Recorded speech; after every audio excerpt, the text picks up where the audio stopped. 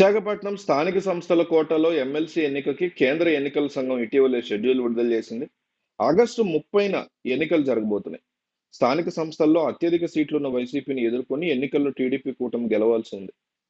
ఒకవేళ ఓటమి చెందితే కూటమి ప్రభుత్వానికి అతిపెద్ద తొలి పరాభవం ఎదురైనట్టుంటుంది. ఇటీవల తెలంగాణలో కూడా స్థానిక సంస్థల ఎన్నికల్లో ఇలా జరిగింది. అధికారం కాంగ్రెస్ కాకుండా ప్రతిపక్ష బీఆర్ఎస్ స్థానిక సంస్థల ఎన్నికల్లో ఎమ్మెల్సీని గెలుచుకోగలిగింది. అఖండ మెజారిటీ తర్వాత జరిగే తొలి ఎన్నికల్లో ఎలాగైనా గెలవాలని టీడీపీ కూటమి ప్రయత్నాలు చేస్తోంది. అయితే ప్రతిపక్ష వైసీపీకి ఎక్కువ ఓట్లున్న ఈ స్థానంలో కూటమి గెలుపు పెద్ద సవాలుగా మారింది. ప్రభుత్వం ఏర్పడి 2.5 నెలలకే జరిగిన తొలి ఎన్నికల్లో విజయం సాధించడం ముఖ్యమంత్రి చంద్రబాబు ఖచ్చితంగా ప్రతిష్టాత్మకం అవుతుంది. అలాగే సిట్టింగ్ స్థానాలు కాపాడుకోవడం వైసీపీ నేత జగన్ కి తన ఉనికికి సవాలుగా మారుతుంది. వైసీపీ సిట్టింగ్ స్థానాన్ని కాపాడుకుంటే అధికారం కోల్పోయిన తర్వాత నిరుత్సాహంలో ఉన్న కార్యకర్తలకి, నాయకులకి ఒక సందేశం ఇచ్చినట్టుంటుంది. కనుక ఈ స్థానిక సంస్థల ఎమ్మెల్సీ ఉప ఎన్నికలు అధికార టీడీపీ కూటమికి, ప్రతిపక్ష వైసీపీకి సవాలుగా మారాయి. ఆగస్టు 30వ తారీఖున జరిగే ఎన్నికల్లో టీడీపీ కూటమి ప్రభుత్వం తొలి పరీక్ష ఎదుర్కోబోతుంది. సంఖ్యాబలం బట్టి ఎంపీటీసీలు, జడ్పీటీసీలు అత్యధికంగా వైసీపీకి ఉన్నారు. అధికార టీడీపీకి చాలా తక్కువ ఉన్నారు. అయితే ప్రతిపక్ష వైసీపీకి ఎక్కువ మంది స్థానిక సంస్థల సభ్యులు ఉన్నప్పటికీ వారంతా వైసీపీ అభ్యర్థికి ఓటు వేస్తారా అనే మీమాంస నెలకొంది.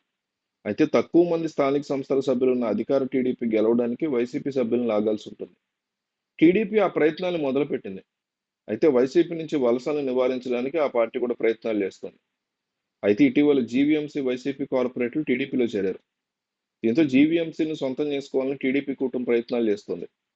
అందులో భాగంగా వైసీపీ నుంచి కార్పొరేట్లను టీడీపీలోకి లాక్కుంటుంది. స్థానిక సంస్థలకు చెందిన వైసీపీ ఎంపీటీసీలు, జెడ్పీటీసీలు కూడా ఇలాగే టీడీపీలో చేరిపోతే వైసీపీ గెలుపు కష్టసాధ్యం అవుతుంది. విశాఖపట్నం స్థానిక సంస్థల ఎమ్మెల్సీ స్థానంలో మొత్తం 814 ఓట్లు ఉన్నాయి. అందులో వైసీపీకి 615, టీడీపీకి 215 ఉన్నాయి.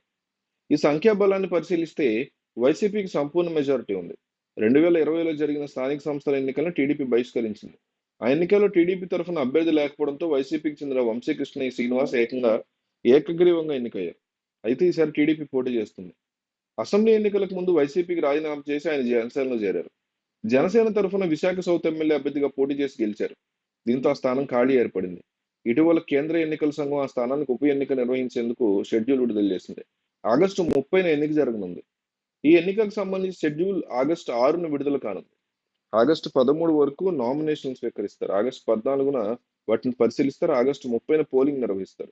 ఆ స్థానం నుంచి వైసీపీ అభ్యర్థిగా మాజీ మంత్రి గుడివాడ అమర్నాథ్ పోటీ చేసేందుకు తొలుత ప్రయత్నాలు మొదలెట్టారు. అయితే ఇప్పుడు ఆలోచన నుంచి విరమించుకున్నారు. ఎందుకంటే ఇటీవల జీఎంసీ కార్పొరేటర్లు వైసీపీని వీడి టీడీపీలో చేరారు. దీంతో ఆయన ఆలోచన విరమించుకున్నట్టు తెలుస్తుంది. మరోవైపు నామినేషన్ల గడువు దగ్గర పడుతున్న కొద్దీ ఎన్నికల మీద ఉత్కంఠ పెరిగింది. అధికార టీడీపీ అభ్యర్థి మీద ఇంకా స్పష్టత రాలేదు. టీడీపీ పోటీ చేస్తుందా లేక కూటమి పార్టీని జనసేన, బీజేపీకి వదిలేస్తుందా అని చర్చ ఉంది.